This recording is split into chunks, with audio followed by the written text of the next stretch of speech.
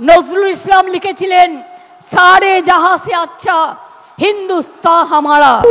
নজরুল ইসলাম লিখেছিলেন সারে জাহাঁ সে আচ্ছা হিন্দুস্তান হামারা। চমকাবেন না, তিনি মাঝে মধ্যেই এমন ভুল বলেন, এমনই ভুল তথ্য দেন, হয় জেনে না হয় না জেনে। আর কেউ সংশোধন করে দিলে কি হয় সেটা এবার দেখুন। আমি নিজে পড়েছি, এটা ঠিক আছে। কোনটার কথা বলছো সমীরুল? কোনটার কথা বলছো? সাম্যের গান গাই? ইকবালই তো বলেছি। ওটা নজরুল না, ওটা ইকবাল। মুখ্যমন্ত্রীর বক্তব্যের মধ্যে অরূপ বিশ্বাস উঠে এসে একটা কাগজ দিয়ে গেলেন রাজ্যের মুখ্যমন্ত্রীকে।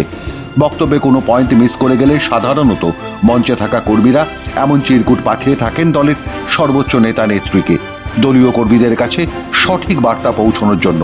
আর ঠিক তারপর কি করলেন দলনেত্রী মমতা বন্দ্যোপাধ্যায়? দেখুন। আমি নিজে পড়েছি, এটা ঠিক আছে। কোনটার কথা বলছো সমীরুল? কোনটার কথা বলছো? সাম্যের গান গাই? ইকবালই তো বলেছি। ওটা নজরুল না, ওটা ইকবাল। অর্থাৎ মুখ্যমন্ত্রীর দাবি তিনি ঠিকই বলেছিলেন। অর্থাৎ সারে জাহাঁ সে আচ্ছা হিন্দুস্তান হামারা গানটা আসলে ইকবালেরই লেখা। কিন্তু তিনি আসলে কি বলেছিলেন আরেকবার শুনেন, যেটা নিয়ে ইতিমধ্যেই তৃণমূল কংগ্রেসের পক্ষ থেকে বারবার করে বলা হচ্ছে যে বিজেপি নাকি ফেক ভিডিও চালাচ্ছে।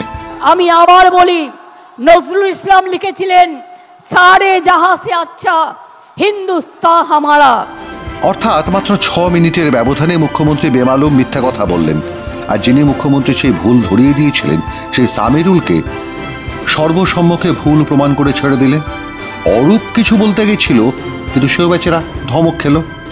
এবং সবাই জানেন মুখ্যমন্ত্রী মমতা বন্দ্যোপাধ্যায় এটা মনে রেখে দেবেন, দলনেত্রীর ভুল ধরার ক্ষমতা তৃণমূল দলে কারণ নেই। আগামী কয়েকদিনের মধ্যে যদি কোথাও বিদ্যুৎ বিপর্যয় হয় তাহলে প্রকাশ্যেই সব দোষ বিদ্যুৎ মন্ত্রী অরূপ বিশ্বাসের ঘাড়ে ঠেলে দেবেন নেত্রী, আর হেনস্থাও করবেন প্রকাশ্যেই। আর বেচারি সামিরুলের যে কি হবে সেটা কেউ জানতেও পারবেন না, কারণ সে তো অত বড় নেতা নন। আসলে নিজের দলের কর্মী নেতার প্রতিও এতটাই প্রতিহিংসা পরায়ণ মমতা বন্দ্যোপাধ্যায়। বিরোধীদের কথা না হয় ছেড়েই দিন, তবে এই একটাই নয়, আরো বহু ভুল করেছেন শহীদ দিবসের বক্তৃতায়, যার প্রথম এবং মারাত্মক উপেক্ষাটি হলো 21শে জুলাই যাদের শহীদ হওয়ার কথা বলে মমতা বন্দ্যোপাধ্যায় প্রতি বছর নিয়ম করে উৎসব করেন ধর্মতলায়, সেই তথাকথিত শহীদ ও শহীদ পরিবারের সদস্যরাও এবার স্মরণ করলেন একেবারে শেষে। প্রথমে কার নাম? উত্তরপ্রদেশের নেতা অখিলেশ যাদব, তারপর শিল্পী শুভা প্রসন্ন। শুভা প্রসন্ন হয়ে বাৎসরিক শহীদ উৎসবের দেখভাল অরূপ ববি ঘুরে সিনেমা, টেলিভিশন, অভিনেতা, অভিনেত্রী, মায় ক্রিকেটার পর্যন্ত হয়ে একেবারে শেষে এলো সেই তথাকথিত শহীদ এবং শহীদ পরিবারের কথা।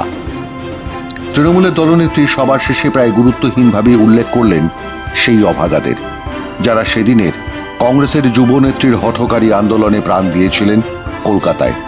সেদিনের আন্দোলন ছিল ভোটের পরিচিতিপত্রের দাবিতে। রাজ্যের সরকার সেই পরিচিতিপত্র দেন না, দিতে পারেন না। দেওয়ার কথা জাতীয় নির্বাচন কমিশনের, আর এ বিষয়ে সিদ্ধান্ত নেওয়ার কথা দিল্লির সরকারের। আর সেদিনের যুবনেত্রী মমতা বন্দ্যোপাধ্যায় রাইটার্স দখলের দাগ দিয়েছিলেন সেই ভোটের পরিচিতিপত্রের দাবিতে। কেন, তার জবাব অবশ্য আজও দেননি মমতা বন্দ্যোপাধ্যায়, বরং প্রতি বছর নতুন নতুন মিথ্যে বলছেন সেই দিনের ঘটনা নিয়ে। এবারও যেমন বলেছেন, আমার চোখের সামনে এখানে কপালের সামনে বন্দুক ধরেছিল 21শে জুলাই, কিন্তু মনে রাখবেন আমাকে প্রাণে মেরে ফেলতে চাই, পারেনি। মিল পেলেন পিজি হাসপাতালে সেই ভাইপোর ইঙ্গিত। আমি দেবজিৎ বাবুকে বললাম যে আমি আপনাকে স্যালুট জানাই যে আপনি কিছু করেননি। আপনার জায়গায় যদি আমি থাকতাম আর আমার সামনে যদি পুলিশের গাড়িতে আগুন জ্বলতো বা এইভাবে পুলিশের উপর আক্রমণ হতো, আমি এখানে শুট করতাম মাথার উপরে। এখানে কি সেই ভাইপোকেই গুরু মানলেন পিসি মমতা? কারণ গতকাল ছিল গুরু পূর্ণিমা, আর মমতার বক্তৃতার শুরুতে মঞ্চে বসে থাকা তার প্রিয় ভক্ত স্লোগান তুলেছিলেন, ভারতবর্ষের মুক্তি সূর্য, ভারতবর্ষের মুক্তি সূর্য মমতা ব্যানার্জি জিন্দাবাদ।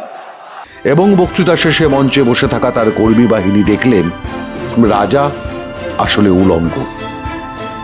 মাধ্যম ব্যুরো রিপোর্ট।